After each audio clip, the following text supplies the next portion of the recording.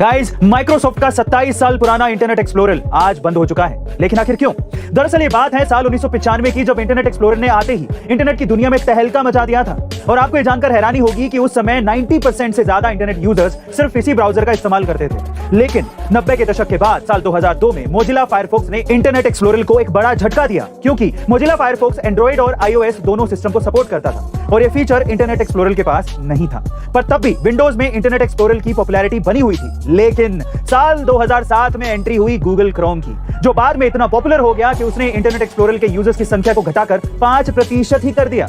और इसी वजह से माइक्रोसॉफ्ट ने 15 जून 2022 को यानी रिसेंटली इसे बंद कर दिया है। लेकिन गाइस, माइक्रोसॉफ्ट के पास अभी भी माइक्रोसॉफ्ट एज ब्राउजर है, जो गूगल क्रोम को अपने नए फीचर से टक्कर देने की तैयारी में है। वैसे गाइस, आपको क्या लगता है कि इंटरनेट ब्राउजर की इस लड़ाई में कौन जीतेगा? कमेंट सेक्शन में जरूर लिखेगा। गाइस, इंडिया के बैंक नोट्स यानी कि हरी पत्ती के बारे में 5 ऐसी चीजें जो शायद आपको नहीं पता होंगी। पहला, गांधी जी की फोटो सबसे पहले साल 1969 में नोट्स यानी कि हरी पत्तियों पर आई थी। और आपको ये जानकर हैरानी होगी कि ये फोटो कोई ड्राइंग नहीं है, बल्कि उनकी ओरिजिनल फोटो है।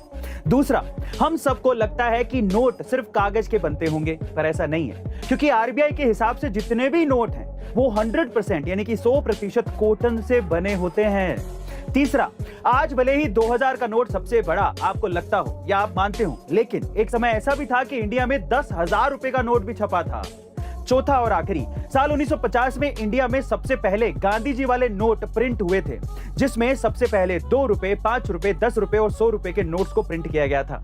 वैसे गाइस, इंडियन करेंसी यानी कि हमारी हरी पत्ती के बारे में ऐसा कौन सा फैक्ट है जो आपको सबसे अच्छा लगा? कमेंट सेक्शन में लिखिएगा। दोस्तों, देश में कांग्रेस पार्टी भले ही सिमटती जा रही है, लेकिन उसके कद्रदान अभी भी जहां तहां मौजूद हैं। और इसी का नमूना देखने को मिला उत्तराखंड के देहरादून में, जहां 78 साल की एक महिला ने अपनी सारी संपत्ति कांग्रेस नेता राहुल गांधी के नाम कर दी, जिसमें 50 लाख की प्रॉपर्टी और 10 तोला सोना शामिल है।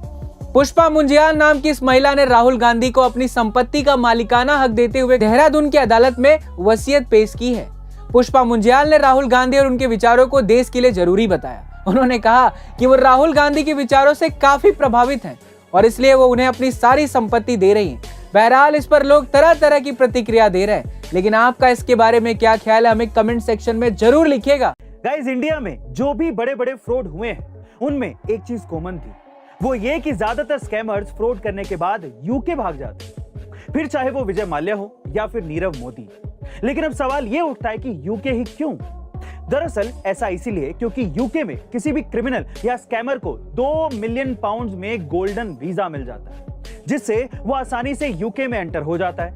और यही नहीं, यूके गवर्नमेंट भी अपने अनएथिकल टाइप के नियम और कानूनों से इन लोगों की मदद करती है, जिससे वो आसानी से फ्रॉड मनी का यूज करके वहां प्रॉपर्टीज खरीद लेते हैं। सिर्फ यूके ही नहीं, दुनिया में कई ऐसे देश हैं जो इस तरह के स्कैमर्स को मदद करते हैं, और इन्हीं स्कैमर्स की वजह से इन देशों की जीडीपी में ग्रोथ होती रहती है। अपने इन अनएथिकल रूल्स एंड रेगुलेशंस को बदलने की कोशिश नहीं करते। लेकिन गाइस, ये किस हद तक जायज है? आप कमेंट सेक्शन में जरूर लिखिएगा। और ऐसे अमेजिंग वीडियोस के लिए शेयर, सब्सक्राइब एंड लाइक। मिलते हैं अगली वीडियो में।